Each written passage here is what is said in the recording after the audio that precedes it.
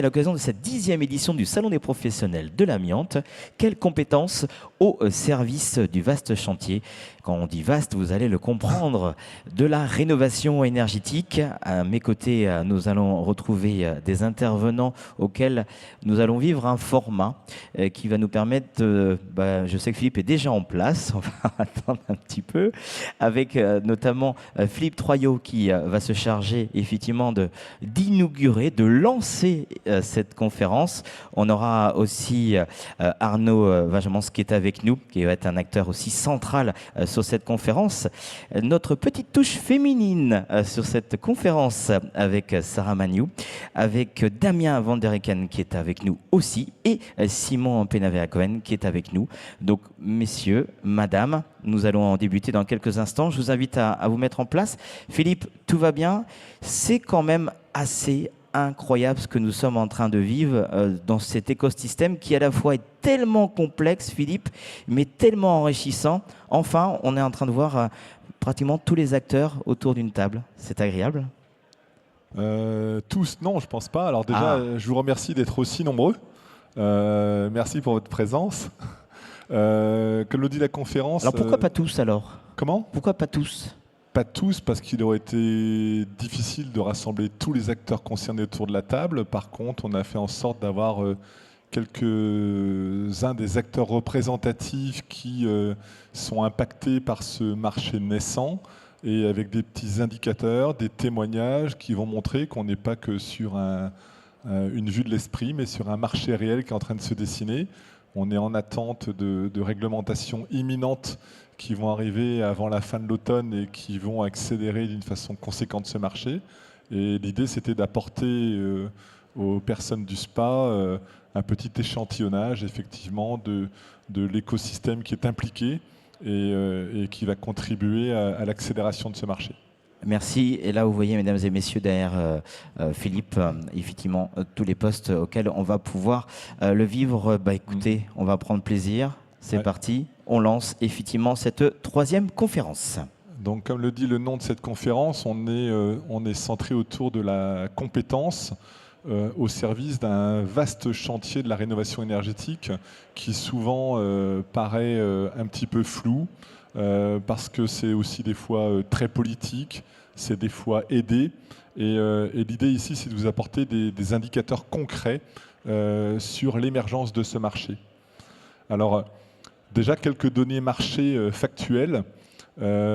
Si on pense à ce marché, oui, il y a des enjeux énergétiques que vous commencez tous à connaître. On parle des rénovations performantes de plus de 500 logements par an. On sait tous qu'on en est loin. On parle d'un parc BBC en 2050 avec étiquette A et B. C'est inscrit dans la loi. C'est porté par l'Europe. Donc ce sont des échéances importantes. Diminution des gaz à effet de serre de 49% à l'horizon 2030 par rapport à 2015. Ce sont des choses concrètes qui vont nécessiter des actions factuelles au niveau de notre parc. Pourquoi notre parc? Parce que le parc est responsable de 45% de la consommation énergétique du pays. Donc c'est un vrai gisement sur le sujet. Et on compte plus de 5 millions de passoires thermiques, pas que dans l'individuel, puisqu'il y a aussi des rénovations d'ampleur, et ça Arnaud nous en parlera tout à l'heure, et qui peuvent impacter effectivement les entreprises de décontamination qui sont ici présentes dans le salon. Une réglementation qui est quand même pas mal en place. Il y a bien sûr le carnet d'information du logement qui vient d'avoir une accélération dans ses obligations. Il y a le DPE et l'audit énergétique, et on en reparlera demain, mais Thierry nous en retouchera un mot en fin de conférence. Il y a la réglementation thermique dans l'existant, donc un dispositif aujourd'hui en place et en appui de la loi climat résilience. Des aides financières qui, alors on en parle beaucoup parce qu'il y a la complexité des aides MaPrimeRénov', C2E, l'éco-PTZ, il y a aussi les allègements de TVA, mais on a un véritable dispositif en place qui ne cesse de s'amplifier en termes d'aide, avec des perspectives de simplification qui sont aujourd'hui nécessaires et qui sont en cours de mise en place. Et puis un dispositif d'encadrement des professionnels, comme on peut avoir dans le secteur de l'amiante. Aujourd'hui, il y a des qualifications autour du RGE, avec une réglementation qui va sortir à l'issue de cet automne et qui va constituer un accélérateur important côté artisan du bâtiment. Des métiers en évolution forte, et ici un certain nombre d'acteurs dans le salon sont concernés par rapport à l'audit énergétique, par rapport aux accompagnateurs Rénov', les installateurs des énergies renouvelables, et puis de nombreux emplois créés pour atteindre ces objectifs, parce que ceci crée un cercle vertueux d'emplois assez conséquent aujourd'hui. Alors maintenant, pour vous faire peur, je vous ai mis un petit slide sur quelles compétences. Aujourd'hui, dans ce slide que vous retrouverez sur notre site plus tard, vous avez également des données marchés qui sont factuelles. Toutes les données qui sont dans ce slide sont absolument vérifiées. Mais on retrouve certains des acteurs dans ce slide qui sont autour de la table. Alors en acteur central, vous voyez autour de mon accompagnateur Rénov' et France Rénov', l'ANA qui a un rôle important, mais on laissera Arnaud en parler tout à l'heure. Un axe central puisqu'il s'agit des financements, qui est souvent un moteur forcément dans ce type de dispositif. Les organismes de formation, que moi-même je représente avec la P2E, mais aussi à ma gauche, Sarah, avec la formation initiale, avec les centres de formation du bâtiment. Et puis, vous avez les professionnels qui font ces DPE et ces audits énergétiques, avec à ma droite Alain qui présente ADX, Adrien. Et puis des acteurs qui sont proches de tous les artisans du bâtiment, avec, et pas des moindres, puisqu'il y a Simon qui représente Point P, qui a une présence sur le territoire, et il nous le présentera par quelques slides, qui est juste impressionnante, et avec des actions assez monstrueuses sur la préparation justement de ces marchés et la façon dont ce marché se dessine. Donc là, ce qu'on voulait vous montrer, c'est que à travers ce slide, partout, en fait, le frein, souvent, est la compétence. Si on regarde la partie audit énergétique, on sait qu'aujourd'hui, et ce sera confirmé par l'intervention des ministères demain, plus de 15 000 audits énergétiques sont réalisés chaque mois. On sait qu'au 1er janvier, on va rajouter l'étiquette E, on sera peut-être autour de 30-35 000 par mois. Est-ce qu'on va réussir à faire face? Un autre sujet, ce sera abordé demain avec les ministères. Mais de la même façon, est-ce que France Rénov' va être en capacité d'apporter toutes les aides nécessaires? Est-ce que demain, on va avoir assez de personnes pour faire face à tout ça sur les chantiers de rénovation avec le signe RGE? Voilà, l'idée c'était de poser un petit peu ce sujet. Aujourd'hui, c'est une réalité, tout ça est en place dans le dispositif et le marché ne cherche qu'à s'accélérer. Voilà. Qu'en penses-tu, Thierry, pour le lancement ? Je suis en train de réfléchir en même temps en prenant des notes, parce que ce qui se passe, c'est que quand tu parles, en fait, quand vous parlez globalement de ce sujet, j'ai l'impression on doit avancer. Mais je ne sais pas si on a tous les outils pour donner des dates, pour essayer de s'approprier ce sujet. Est-ce que concrètement, on a cette possibilité de planifier? Est-ce qu'on peut y arriver? Alors la planification, elle est enclenchée. Sur le slide, on le voit avec les 6 dates clés pour le logement, puisqu'il y a des échéances. Aujourd'hui, je le disais, aujourd'hui, on a déjà plus de 15 000 audits énergétiques qui sont réalisés chaque mois. À l'occasion des transactions immobilières. On sait qu'aussi, c'est à l'occasion de ces transactions que plus de 46% des travaux de rénovation énergétique sont engagés. Ça, c'est la source de l'enquête TRIMI 2 qui est basée sur 10 ans de retour d'expérience. Donc, ce sont des données factuelles. Et aujourd'hui, dans les transactions, non seulement les occupants sont susceptibles d'initier des travaux, mais aujourd'hui, en plus, on leur mettra entre les mains un audit énergétique avec différents parcours de travaux associés à la possibilité de bénéficier d'aides pour financer leurs travaux. Ce qui change quand même complètement la donne. Donc là, on va passer dès l'année prochaine à plus de 30 000 audits énergétiques réalisés par mois. Ce sera forcément un accélérateur de ce marché. Et aujourd'hui, Vous le verrez par les témoignages de Simon de Point P ou par exemple d'ADX, etc., ou de l'ANA, ce qu'il en est, on est sur des courbes qui ne cessent de croître aujourd'hui sur tous ces secteurs. Et à un moment donné, on se dit, est-ce qu'on va réussir à suivre la tendance ?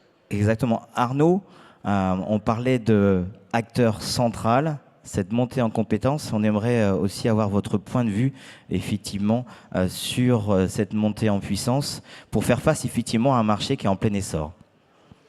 Oui, merci. Donc Arnaud Vagemans, je suis en charge de la mobilisation des professionnels au sein de la direction d'expertise des politiques publiques de l'ANA.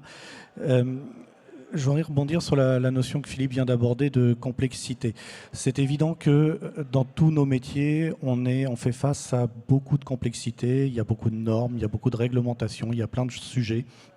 Et que l'État, le législateur, a bien pris conscience de ce fait et donc a proposé depuis maintenant pas mal d'années d'avoir un parcours d'accompagnement pour les porteurs de projets, donc les propriétaires qui souhaitent rénover leur habitat. Et ce parcours d'accompagnement, il commence par ce qui s'appelle les espaces Conseil France Rénov'. C'est un dispositif qu'on retrouve partout sur le territoire. Il y a aujourd'hui à peu près 580 espaces France Rénov' sur le territoire.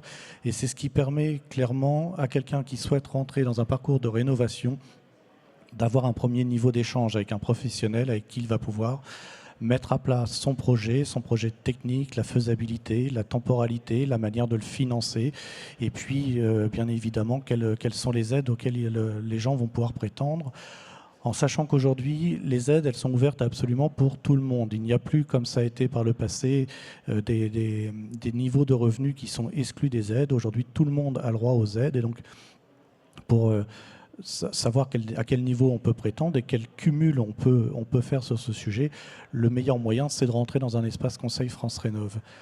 Une fois que le sujet a été posé et qu'il est quelque part validé dans l'échange qui a lieu avec le conseiller ou la conseillère, soit le propriétaire s'oriente vers une fin de non-recevoir, ça ne l'intéresse pas, il n'y va pas.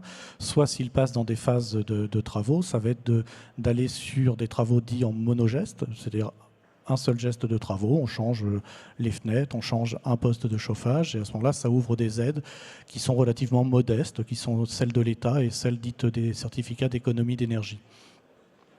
Dans le meilleur des cas, on s'oriente plutôt sur ce qu'on appelle des parcours d'ampleur, c'est-à-dire ce qui avant s'appelait des bouquets de travaux. Et là, on rentre dans une logique un petit peu plus vertueuse. Le résultat sera lui aussi bien plus intéressant pour tout le monde. Et pour réaliser ça, à nouveau, pour éviter cette notion de complexité, il y a un accompagnement qui est mis en œuvre qui s'appelle Mon Accompagnateur Rénov'.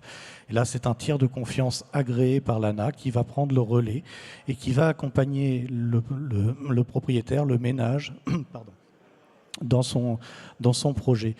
Ça permettra de faire un audit du bâtiment, de savoir ce qui se passe, de faire une projection après travaux et de définir quels sont les différents travaux qui vont être concernés. Également d'avoir une notion relativement fine de ce que ça va coûter. Et puis en face, quelles sont les aides auxquelles on va avoir le droit. Alors à la fois les aides de l'État, et quand on parle des aides de l'État sur les parcours d'ampleur, on est sur les aides MaPrimeRénov' qui incluent également les C2E. C'est-à-dire que pour simplifier, c'est l'État qui va cumuler les deux aides et qui va les reverser directement aux propriétaires.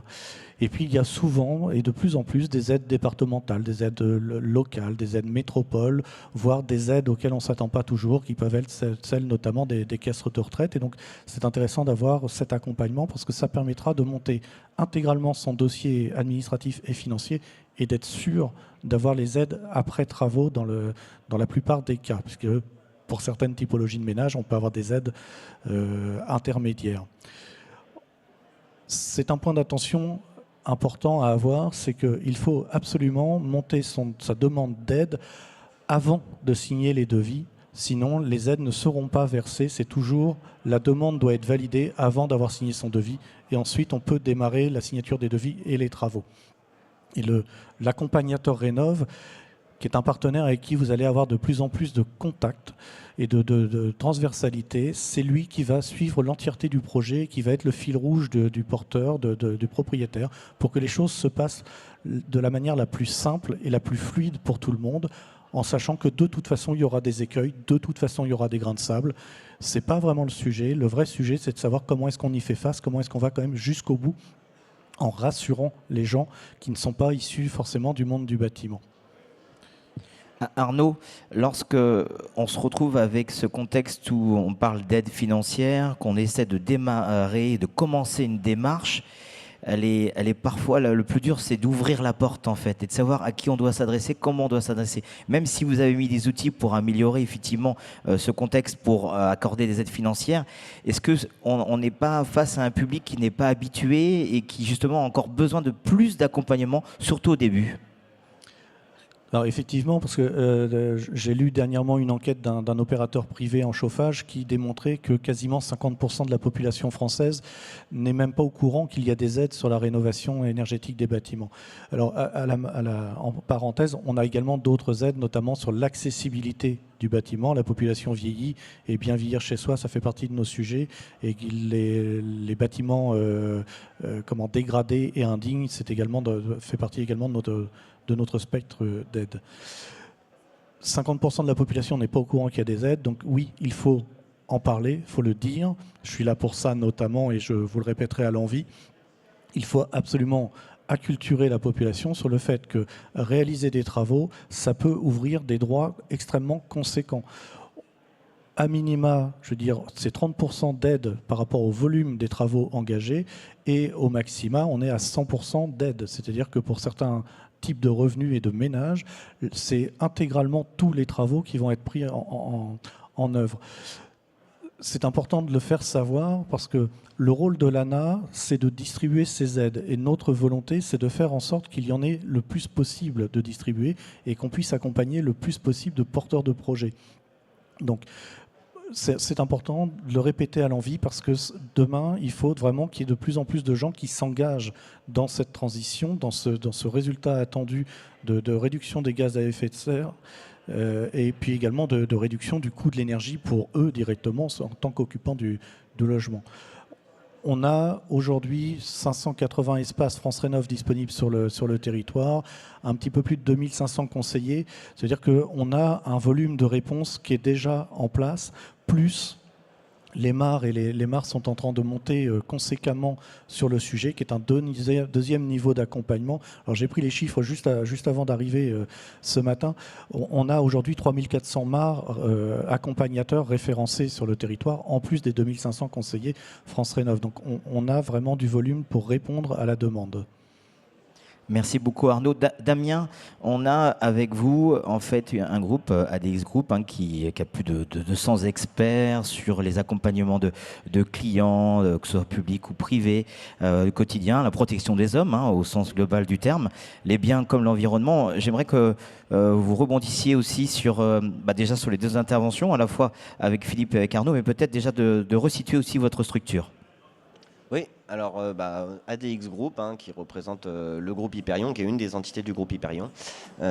Aujourd'hui, on a décidé, nous, depuis un petit moment maintenant, de mettre nos compétences au service de ce grand chantier d'ampleur qu'est la rénovation énergétique, effectivement pour aider tous les acteurs qui ont ce besoin de rénovation énergétique à s'y retrouver un petit peu. Donc, par rapport justement au premier slide qui était présenté, qui indiquait un petit peu toutes les directions et un petit peu comment est-ce qu'on aimerait s'y retrouver dans cet univers. Et puis aussi pour s'inscrire à plusieurs étapes donc dans cette rénovation énergétique, on a décidé de mettre nos compétences donc dans un premier temps sur la je vais défiler ici, sur tous les groupes qu'on a au sein de notre filiale, qui est, je vais vous les présenter succinctement, Galena qui fait AMO, MOE, curage des pollutions. Donc, qui s'inscrit à une des étapes effectivement de ces chantiers de rénovation énergétique avec la gestion du risque amiante qui est au cœur du sujet de ce salon. Nous avons aussi ADX Formation qui nous accompagne dans la montée en compétences de manière récurrente et systématique, et puis qui suit aussi toutes les évolutions et qui nous permettent d'accéder à tous ces nouveaux métiers et d'accompagner on va dire dans la totalité ou dans la quasi-totalité aujourd'hui des projets de rénovation énergétique, les maîtres d'ouvrage. Et puis ADX Group, qui est le bureau d'études de l'existant, qui aujourd'hui s'articule autour de plusieurs compétences, qui est donc la caractérisation au niveau des repérages amiante, mais aussi des autres polluants, mais aussi sur la partie audit énergétique et pathologie du bâtiment, puisque dans ces chantiers de rénovation énergétique, il y a aussi une volonté d'assurer la pérennité des bâtis. Et donc, il est important quand même, à une première étape, d'aller, en plus de donner de la visibilité sur les financements et sur les potentiels travaux réalisables et améliorations énergétiques d'un bâti, d'aller donner aussi une façon, au travers des travaux induits, de lever les pathologies et d'assurer la pérennité de ce bâtiment. Donc, toutes ces compétences-là que nous avons mis au service de ce gros chantier de la rénovation énergétique, donc au travers de l'audit thermique qui permet donc de faire un bilan des consommations du bâtiment et de proposer des scénarios d'amélioration qui vont permettre d'améliorer sa performance, mais aussi de réduire ses émissions de carbone, au travers de scénarios et puis de montants chiffrés, on va dire, pour pouvoir permettre de donner de la visibilité à ceux qui souhaiteraient réaliser ces chantiers de rénovation énergétique. La recherche de polluants qui peut fortement impacter les coûts en phase travaux, hein, donc une vraie importance quand même d'aller regarder surtout le périmètre travaux potentiellement impliqués dans les scénarios, d'aller justement repérer tous ces polluants et puis de pouvoir suivre ce risque qui est avéré, hein, qui peut effectivement poser problème en phase travaux, notamment par les coûts, mais par aussi la gestion technique de ce risque en phase chantier. D'autant plus qu'on sait que sur la plupart de ces bâtiments, ce seront des phases travaux qui seront faites en milieu occupé. Donc un intérêt certain effectivement à avoir cette information le plus tôt possible à l'étape de la conception. Et puis ensuite, en phase travaux, on a aussi cet accompagnement donc, financier, hein, parce qu'on est aussi MAR maintenant, et MAR et MARCOP, hein, on le fait aussi sur les copropriétés. Donc d'accompagner et de pouvoir donner de la visibilité aux acteurs sur les financements de leurs travaux, quel avantage ils vont avoir droit, quelle subvention, quel reste à charge il va leur rester. Et puis, on ne leur donne pas simplement cette information, on les accompagne jusqu'à la phase vraiment chantier, où là, on va les aider à aller chercher les aides, donc auprès de MaPrimeRénov', auprès des différents organismes, de façon à leur donner on va dire, entière satisfaction à la finalisation du chantier, et aussi cette phase de contrôle de fin de travaux, où on va aller vérifier qu'effectivement les entreprises qui sont intervenues, donc ça on le fait aussi à l'étape préalable, hein, qu'elles sont bien qualifiées et qu'elles respectent bien les obligations de rénovation énergétique, donc tout ce qui est air et tout ce qui est air RGE, effectivement, hein, c'est la qualification RGE. Qu'elle soit bien donc RGE, mais que les modèles de devis et le contenu de ces devis respectent bien les volontés préconisées dans les audits énergétiques, de façon à avoir la certitude qu'à la fin on atteint bien les consommations énoncées dans les scénarios de travaux qui auront été retenus. Du coup, sur cette partie-là, on intervient aussi sur le suivi et la gestion du risque amiante en phase chantier. Donc on a cette petite partie aussi AMO, où on a cette capacité à accompagner et à donner de la visibilité et surtout de la sérénité à toute la partie maîtrise d'œuvre travaux générale, pour pouvoir gérer ce risque des polluants, notamment de l'amiante, mais aussi du plomb, des silices et autres polluants qui justement pose problème en phase chantier et qui demande à être particulièrement encadré. Damien, est-ce que vous avez ressenti, de par effectivement votre recul, et qu'il y a de plus en plus de demandes? Parce que c'est vrai qu'on en a parlé très vite avec Philippe, on l'a effectivement bien présenté aussi avec Arnaud. Est-ce que vous sentez que la demande est en train de s'aiguiller un peu plus justement sur la demande de formation, sur l'accompagnement, un peu plus que ça ne l'était encore il y a un an? Alors aujourd'hui, oui, au niveau de l'accompagnement, sur tous les points, hein, nous, ne serait-ce qu'au niveau de la montée en compétences de nos équipes, hein, qui ont besoin d'être de plus en plus sachants sur dans les deux sens en fait. Voilà, exactement, exactement. Donc déjà sur ne serait-ce que nos propres compétences à nous, hein, qui demandent d'être constamment remises en question avec toutes les évolutions et les obligations de qualification qu'on a désormais, mais aussi mais aussi sur les compétences, effectivement, je vais revenir dessus. Sur le fait de l'accompagnement, en fait, si vous avez... Voilà, sur la demande, pardon, excusez-moi. Donc sur la demande, effectivement, on voit qu'il y a effectivement une grosse augmentation et nous, en tout cas, on met beaucoup d'énergie à pouvoir essayer de répondre à la demande qui aujourd'hui est de plus en plus conséquente et pour laquelle on sent qu'il y a un vrai engouement et que là, ça y est, ce grand chantier a démarré et pris de la vitesse. Donc on essaye effectivement de mettre tout en œuvre en interne pour pouvoir répondre à la demande et aux objectifs attendus. C'est devenu une préoccupation importante chez vous? Ah oui, c'est même plus qu'une préoccupation importante, c'est notre priorité première, on va dire. C'est là qu'on met toute notre énergie, d'où notre volonté de se diversifier un petit peu sur toutes ces compétences qui accompagnent toute la chaîne de cette rénovation énergétique. C'est vraiment là-dessus qu'on a articulé tout notre fonctionnement. Alors, ça tombe bien parce qu'on parle de formation et on est avec Sarah, on va parler du BTP CFA. On va aller à Limoges, parce que c'est la Haute-Vienne qui va être mise en valeur. Depuis 1974, déjà, vous faites partie effectivement de ces grands groupes qui travaillent avec la voie, on va dire, de l'alternance pour ces rôles. Et c'est vrai que c'est assez sympa maintenant de sentir que derrière les métiers que vous aviez l'habitude effectivement de former, on a aussi cet accompagnement de nouveaux métiers. Alors comment vous faites pour vivre justement ce plein essor ? Alors, BTP CFA 87 est un centre de formation par alternance au métier du bâtiment. Nous appartenons au BTP CFA Nouvelle-Aquitaine. C'est 7 CFA sur la Nouvelle-Aquitaine, acteur principal de la formation par alternance au métier du bâtiment.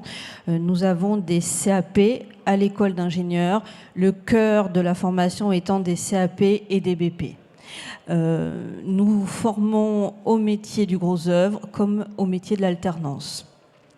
Et les entreprises qui accueillent nos alternants sont, en tout cas pour Limoges, des PME qui ont un travail globalement dans la rénovation. Et effectivement, nous sommes partis de ce constat que nos alternants ne connaissaient pas ou n'avaient pas énormément de connaissances du monde du diagnostic. Nous avons rencontré ITGA et OpenPro et ensemble, nous sommes partis vraiment dans la perspective que nos deux métiers évoluaient, mais en parallèle, si vous voulez. Le monde du diagnostic d'un côté et les métiers du bâtiment de l'autre. Et on a eu l'idée de faire rencontrer ces deux métiers. Et c'est notre projet aujourd'hui, le projet Pépinière Diagreno, c'est de permettre aux alternants des métiers du bâtiment d'avoir une ouverture sur le monde du diagnostic, d'avoir des connaissances du monde du diagnostic et inversement, permettre à des alternants des métiers du diag d'avoir des connaissances des métiers du bâtiment.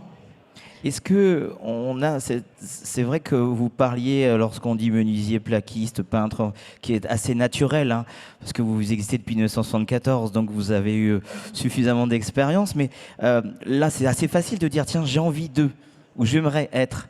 Et on a cette impression qu'en fait avec ces nouveaux métiers, ça vient pas spontanément. Alors je sens que Philippe va réagir, mais on a envie de rentrer dans ce nouveau modèle, mais il manque de l'information. Qu'est-ce qui manque pour donner envie à être formé ? Oui, c'est ça. Je pense qu'il manque de l'information. Les jeunes ne connaissent pas forcément tout ce qui est autour du diagnostic. En fait, ils ont une connaissance de leur métier. Ce sont les futurs professionnels du monde du bâtiment. Hein. On forme les acteurs du monde du bâtiment de demain, mais c'est vrai qu'ils n'ont pas de connaissances par manque, à mon avis, d'informations sur tout ce qui est diagnostic. C'est assez flagrant depuis 2-3 ans où ça, avec le temps, on arrive plus facilement. On a entendu parler que. Aujourd'hui, je pense qu'en tout cas, via leur entreprise, ils commencent ils ont entendu parler des enjeux liés à ça, si vous voulez, via leur entreprise, via leur réseau, à leur échelle. Ils ont entendu parler des enjeux liés à l'audit énergétique, mais c'est récent. C'est récent. Récent, ça veut dire 1 an, 2 ans ? Oui, quelques mois. Voire un an. quelques mois, donc moins d'un an. Moins d'un an, on va Moins d'un dire, an. oui. Philippe, vous vouliez réagir? Ouais, moi, je veux bien réagir parce que la présence de Sarah et du CFA BTP de Limoges est assez symbolique aujourd'hui, dans le sens où il y a déjà plus de 3-4 ans, la filière des 3 CA commence à se dire il y a un truc à faire avec le milieu du diagnostic, il se passe des choses dans le domaine de la rénovation, et là, c'est vrai que l'arrivée de l'audit énergétique a été un accélérateur important, puisque aujourd'hui, vous le savez tous, le monde de la construction est en difficulté. Le monde de la rénovation est un réservoir effectivement de marché pour le monde du bâtiment qui est important.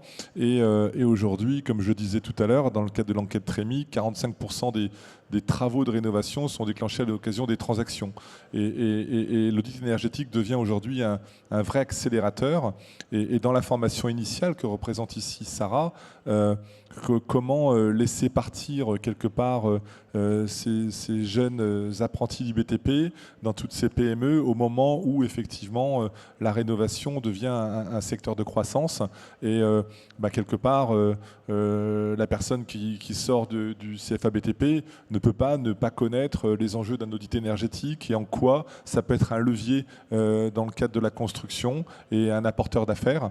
Et aujourd'hui aussi, comme le disait Sarah, c'est vrai que le décloisonnement de nos deux métiers est intéressant dans le sens où ces jeunes qui sortent des CFA BTP sont préoccupés par le fait de bien construire ce logement, ce bien, mais ils en oublient presque qu'il y a des occupants dedans, et que les occupants demain auront besoin de préserver leur santé, leur sécurité, qu'il y aura besoin d'un confort, que l'énergie devient un élément important dans la gestion du coût du logement, et que quelque part ces personnes qui sont dans l'acte de construction sont un petit peu à l'origine, et après ils vont livrer la maison et puis il y a un bonhomme qui s'appelle le diagnostic technique ou l'auditeur énergétique qui va arriver et qui dit ah oui mais ça c'est pas bien fait, ça a telle conséquence, etc.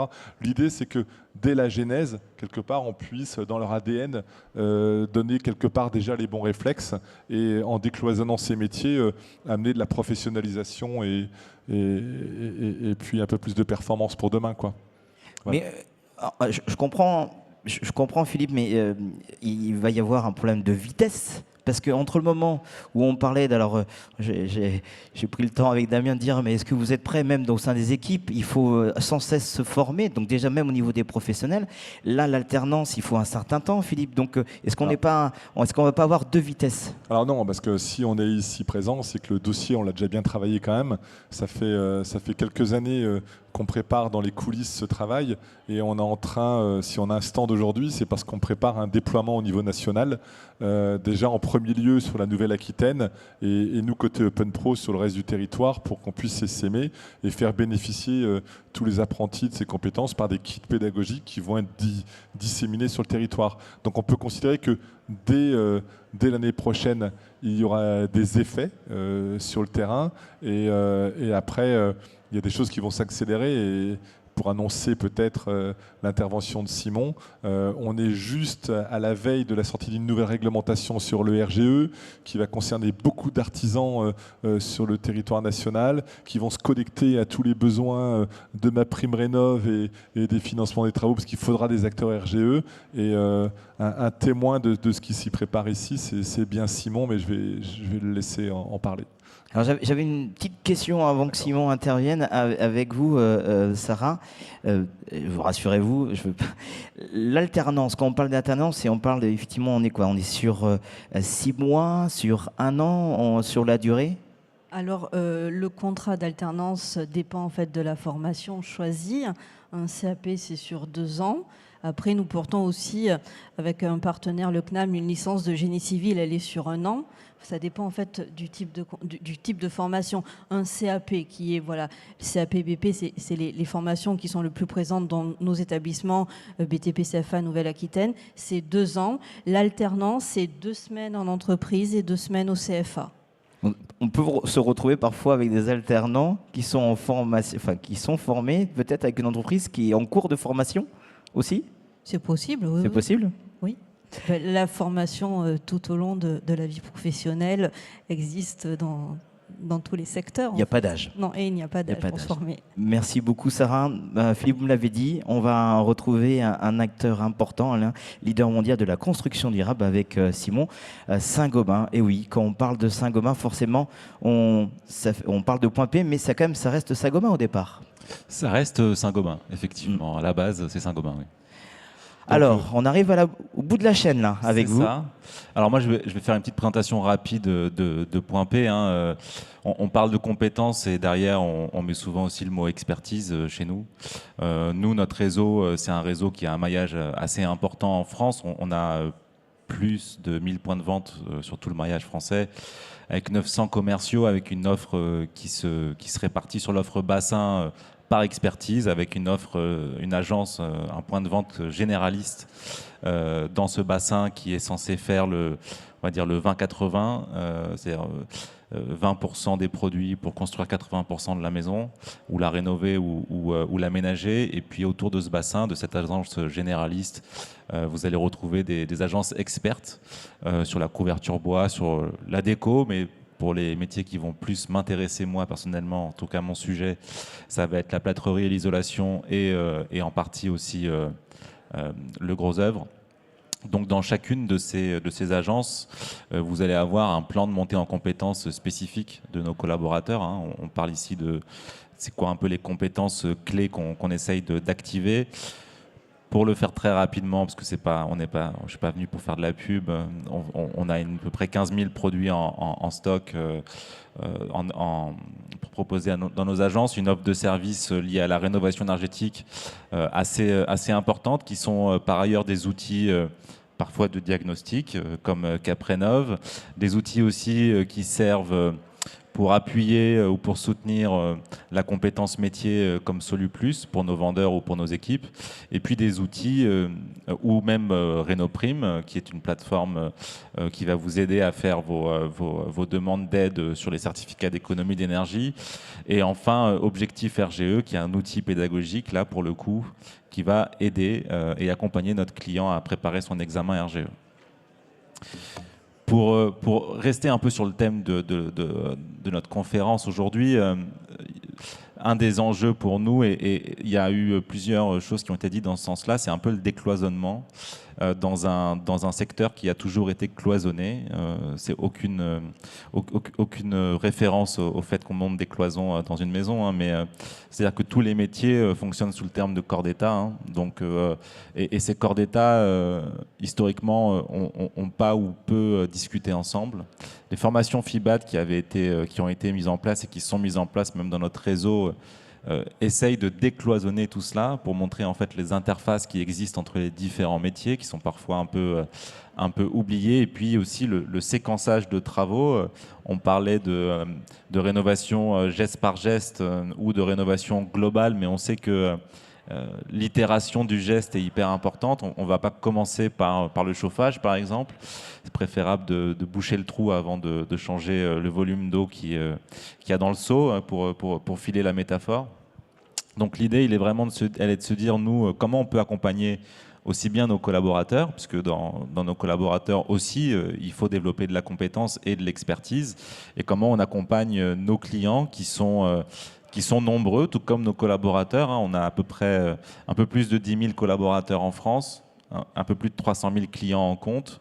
Donc ça nécessite une bonne organisation pour pouvoir parler à tout ce monde-là et être cohérent par rapport à tous ces acteurs. Donc c'est des formations métiers pour nos collaborateurs et aussi des formations réglementaires et métiers pour nos clients. Parce que de notre point de vue, la rénovation énergétique, aujourd'hui, elle est un peu au carrefour de plein de compétences différentes. Des compétences métiers, des compétences techniques, des compétences administratives et financières. Et c'est justement réussir à créer cette synergie entre ces différentes compétences qui est importante pour nous.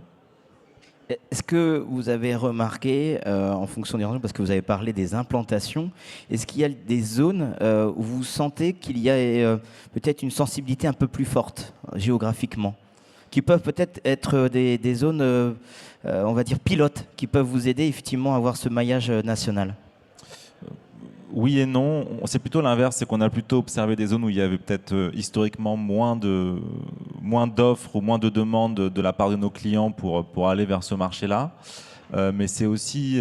alors, c'est difficile de savoir est-ce que le problème vient de nous, parce que nos équipes ont intégré certaines façons de voir le marché et donc n'ont pas retranscrit la chose comme on le souhaitait à nos clients, ou est-ce que c'est plutôt quelque chose de plus traditionnel dans le marché. Je prends l'exemple en fait de la région PACA, où historiquement on a plus de mal à motiver nos clients pour aller vers des qualifications liées à la rénovation énergétique, parce que dans l'esprit et dans l'idée, on faisait le raccourci entre rénovation énergétique et confort d'hiver. Et finalement, on nous rétorquait, ou on me rétorquait texto, pas besoin de chauffage à Marseille. Et en même temps, dans le fond, oui, beaucoup moins besoin de chauffage à Marseille. Mais quand on pose la question, quand je pose la question personnellement à des gens de mon entourage qui vivent à Marseille, vous leur demandez à quelle date ils commençaient à brancher la clim il y a 10 ans et à quelle date ils la fermaient il y a 10 ans versus aujourd'hui. Et vous comprendrez qu'aujourd'hui, on a rajouté entre 2 et 3 mois de rafraîchissement, sachant que le rafraîchissement est 2 fois plus coûteux énergétiquement que le chauffage. Donc il y a un vrai enjeu, nous, derrière, d'aller travailler sur ces marchés-là spécifiques, sur d'autres notions, comme le confort d'été, comme travailler une offre d'isolation plutôt orientée vers justement ces catégorisation de déphasage, avec peut-être orienté vers du biosourcé, qui sont des matériaux qui sont en tout cas propres à ce dessin. Donc l'idée, il est vraiment de faire monter, on parlait de formation, mais pour nous, la phase amont, c'est vraiment l'information qui arrive aux bons acteurs et bien informés pour après orienter vers des bonnes formations. Information, formation, Philippe, ça joue maintenant à plus grand chose, hein, puisque si on informe bien, on arrive plus facilement à former. Oui, après, moi, je crois en une seule chose, c'est le marché. Je pense que c'est le marché qui stimule tout ça. Je pense que si Point P s'investit dans la formation de ses équipes, c'est que peut-être que quelqu'un qui est formé RGE achète un petit peu plus de matériaux et rapporte un petit peu plus de son côté. Et je pense que tous, on est stimulés par le marché. Donc moi, je pense que c'est le marché qui fera avancer tout ça et point. Voilà.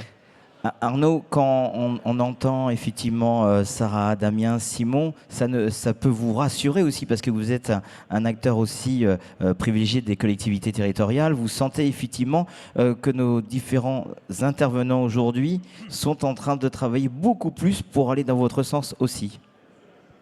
Je crois que l'ensemble des acteurs du bâtiment sont en train de travailler dans ce sens-là. Il y a eu quelques oublis, forcément, notamment en termes de formation initiale, parce qu'on se rend bien compte qu'on n'a pas le volume nécessaire pour remplacer tous les départs en retraite de demain, mais ce n'est pas que dans le bâtiment, ce sujet-là, c'est un petit peu plus large. Je pense que on est, sauf à être complètement aveugle et reclus au fin fond d'une grotte, au courant qu'il y a un vrai sujet. Il y a une réponse évidemment de type marché en disant si je me mets sur le sujet, je vais augmenter mon chiffre d'affaires. Mais il y a aussi une réponse de fond qui est il faut faire face aujourd'hui à des hivers qui sont décalés et dans les événements climatiques sont moins cadrés qu'auparavant. On a des vrais sujets sur le rafraîchissement d'été. Les thermiciens et ceux qui sont dans la salle abonderont dans ce sens-là, de dire que quand on isole un bâtiment, si on l'isole bien pour l'hiver, c'est-à-dire qu'on l'isole aussi bien pour l'été. Donc un isolant fonctionne dans les deux sens. Et puis la consommation d'énergie aujourd'hui pour tempérer un bâtiment au niveau mondial, pour le coup, c'est 80% pour le rafraîchissement. Donc c'est un vrai sujet de fond de se poser cette question-là.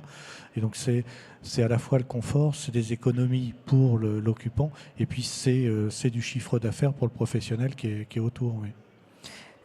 C'est vrai qu'on a remarqué à Damien que la dimension économique est importante, mais il y a aussi une vraie prise de conscience. Lorsqu'on parlait de ces sujets, Simon en parlait, on dit tiens, on va essayer de penser l'hiver, et maintenant on est en train de penser sur la saison, ce qui fait que même économiquement, il faut essayer de trouver des solutions.